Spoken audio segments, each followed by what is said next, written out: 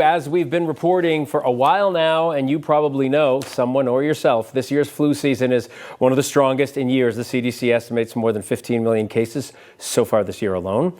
But among the rise in cases, there is one glimmer of hope. The flu shot might be a little stronger than previously thought.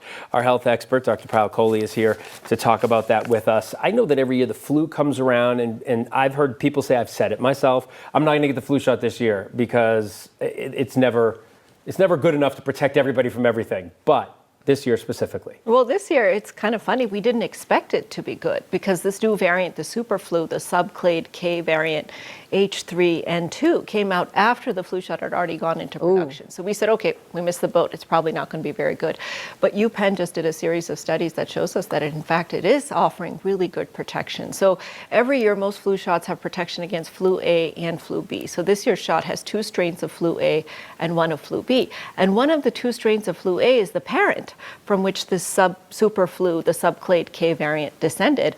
So they give these people the flu shot and counted their antibodies before and after, and they went from 11% to 39%. So 4-fold increase in the antibodies against this variant. So if you haven't gotten the flu shot so far this year, I know it sounds like a broken record, but it's not too late to get it because that flu is really, really severe. It's as you've seen it, I mean, it's leading newscasts on national level too. It's everywhere in the country. ERs are filled. So it's pretty effective. Does this also mean if you do get sick, you're not going to be as sick as somebody that hasn't had the vaccine? 100%. In fact, there is a 50 to 65% reduction in risk of hospitalization, risk of ICU admission, and risk of death, particularly in the highest risk populations. Now, what's interesting this year is normally we say, oh, the younger and the older are the highest risk, right?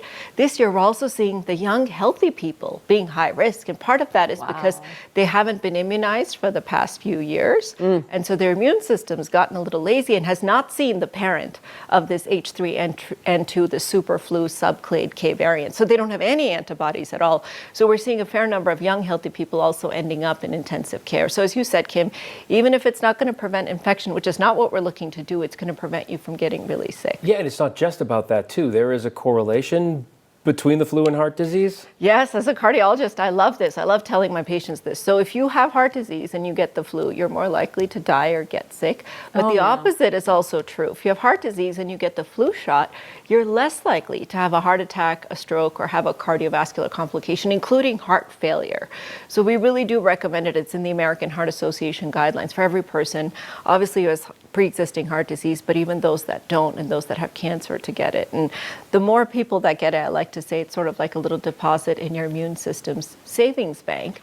Because, for example, the people who got the flu shot last year, they're having better protection against the subclade K variant because it descended from the H3N2. So your body is taking on that.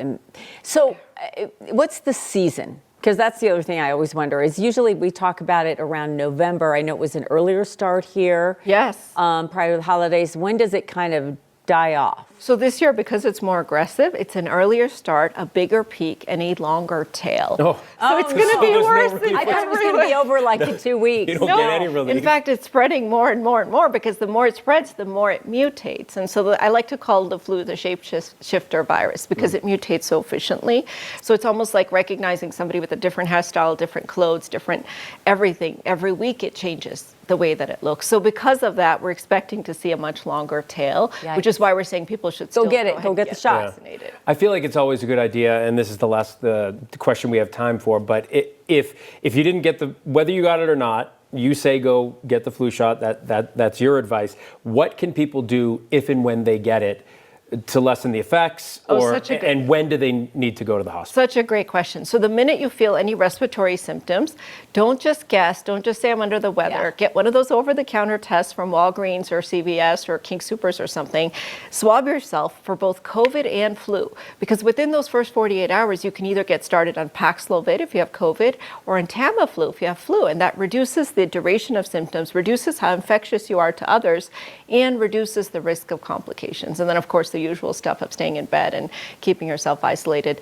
They are working on a better flu shot for next year. It's called a modified RNA flu shot, so I'm hoping that one's a little more effective. But okay. All right. All good ideas. Dr. Kohli, thanks so much. A long season. I'm looking forward to that. Bigger peak, longer season. Thank you, Dr. Kohli.